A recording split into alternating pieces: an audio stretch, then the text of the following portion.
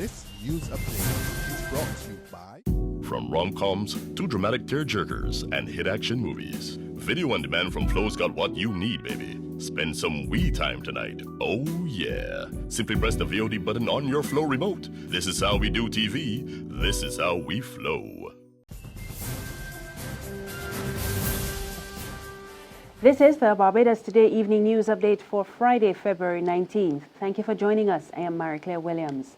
Our top story, police are reporting a steady decline in the level of financial crime. Police spokesman David Welch told a news conference this afternoon that overall financial crime had dropped from 390 cases in 2011 to 329 last year.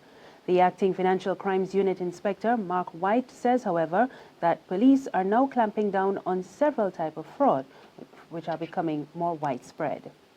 Our investigation suggests that the perpetrators have been attaching gadgets, skimming devices to ATMs across the island, and when unsuspected cardholders go to use the ATM machines, they capture the information and then they're cloning cards, and then subsequently they'll go to ATMs around the islands and they would be able to access the customer's account and make withdrawals. It is believed that from our investigations that these perpetrators are non-national, and we have some footage that also suggests that. Lawmen also reported an increase in the cases of motor vehicle theft. Our investigations show that many of these vehicles are being stripped and used as used parts or to repair damaged vehicles. So we are asking the public to remain vigilant and exercise caution in securing their vehicles. Car dealer McEnearney Quality Inc. is reporting a slight increase in vehicle sales for last year compared to 2014. And the sales and marketing manager, Margaret Hoyt, told Barbados Today the Mazda brand experienced tremendous sales during that period, and she is anticipating a stronger performance this year with the introduction of a new model. Hoyt was speaking at the introduction of the Mazda BT50 pickup at the company's Wildy showroom this morning.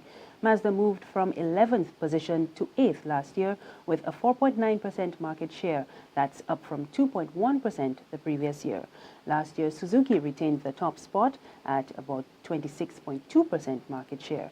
Hyundai overtook Toyota to be the second most loved vehicle for 2015, capturing about 14% of the market share compared to Toyota's 11.5%. Market sales have grown slightly from 2014 to 2015. We anticipate that the market is going to grow even a little bit further for 2016 because you've seen a little improvement in the economy. The Mazda sales, we introduced the BT50, the Mazda 3, the Mazda 2, and we are soon going to be introducing the CX-3 and the CX-5. We have seen Mazda sales for the Mazda 3. Mazda 3 has now been taken over the segment, the 1600 segment. We've seen the sales grown tremendously for that. The BT50 also has grown to like about 37% of the market share of that segment, of the pickup segment. And we anticipate that, with the new technology in these cars, the energy and the support that we are getting from Mazda, that this vehicle is going to grow from strength to strength. The whole brand, all of them are going to grow from strength to strength. The National Union of Public Workers is to meet with airport employees next week to discuss management's decision to refer the ongoing pay dispute to the Chief Labour Officer, Vincent Burnett. The union originally scheduled the talks for this afternoon, but later pushed them back to Monday. The NUPW is calling on the airport to settle an outstanding 3.5% salary increase to workers. But management of Grantley Adams International Airport Inc. says the increase was taken off the table following a meeting with Prime Minister Frendel Stewart. It may be some time before residents of Bosco Bell and neighboring districts have an adequate supply of water. The acting general manager of the Barbados Water Authority, Dr. John Mwanza, made the disclosure last night at a town hall meeting at Edna Nichols Center. He explained that the ongoing drought has led to a thinning of the freshwater layer that sits on the salt water. As a result of this development, The BWA has been forced to close the well at St. Joseph Hospital, Ashton Hall, which supplies the northern communities. He also disclosed that other wells on the west coast at Carlton, St. James, the Wim, St. Peter, and Trents are also showing rising salinity levels. There's regional and international news after this short break.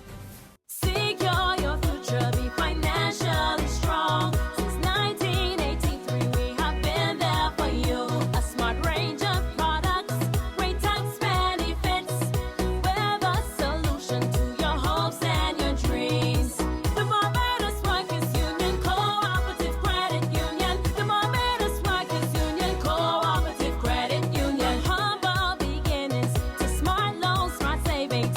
Save smart and borrow smarter. That's the move for me. Stability, prosperity.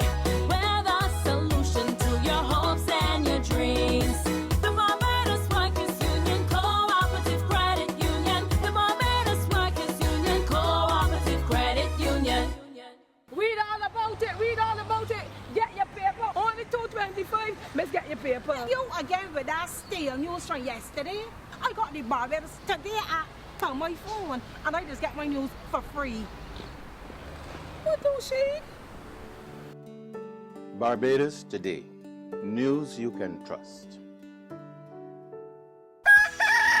Well, it may be the month of love, but it is also the month of AgriFest. It is here, AgriFest 2016 at Queen's Park on February 26th through 28th, highlighting the theme, Grow, Sell, Eat, We Beat. A humongous amount of attractions and activities for everybody. So don't dixie-doodle your physiog. I, Brother Daddy, will be there, along with my sheep, Dolly, Dootsy, and Dan. So come, let me celebrate the very best of agriculture in the Caribbean. In news from the region, health officials in Jamaica have confirmed that at least 9 people have contracted the H1N1 influenza virus or swine flu. Acting Chief Medical Officer Dr. Winston De La Haye says patients are now being treated at the University Hospital of the West Indies in the capital, Kingston. On Monday, H1N1 virus was adjusted to a Class 1 reporting index. This means that if an individual suspects they have the virus, they must make a report within 24 hours. The Bahamian government is taking steps to revive the economy of Grand Bahama. Parliament passed a bill this week to extend conditions under the so-called Hawksbill Creek Agreement in a bid to sustain long-term growth. We get more in this report from ZNS News. Responding to criticism from the opposition, the government's parliamentary representatives from Grand Bahama's Pine Ridge and West Grand Bahama constituencies didn't mince words on why these Hawksbill Creek Agreement concessions are necessary and crucial for Grand Bahama's future. This administration will be on the right side of history, and the people and generations to come will see the amount of work that we have done to make sure that the residents of Grand Bahama is maximized in this negotiation process. Grand Bahama has been held back. It's been held back, Mr. Speaker, because of the decisions that were made. And this government is saying today that we will no longer accept that we will fight for the people. We will give them opportunity, and we'll cause things to happen. Prime Minister the Right Honourable Perry Christie explained the need for diversity on the Hawksbill Creek Agreement Review Committee. This has to do with an economy that was structured on the Hawksbill Creek Agreement. No matter how we look at it, Mr. Speaker, it involves complex negotiations with people who represent corporations that have spent a lot of money and they argue have lost a lot of money. There's going to be no debate between the government and the Port Authority, I hope, as to what we're doing, how we're going about doing it. We'll just discuss the outcome and the end result. Mr. Christie is also optimistic that government's discussions with the Grand Bahama Port Authority on these concessions will be finalized before the 3-month expiration date.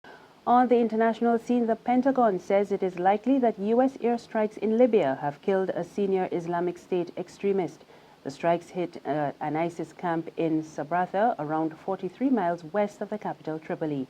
Pentagon spokesman Peter Cook said the group had been actively planning attacks against U.S. interests. That's the news this evening. Remember, there's more on our website, www.barbadostoday.bb. You can also subscribe to our e-paper or email updates and like us on Facebook. We're on Izumi Media in bus terminals and Screenplay at supermarkets and gas stations near you. Or you could tune into Channel 101 on Flow TV or Mix 96.9 FM for more news. I am Mary Claire Williams. Have a good evening.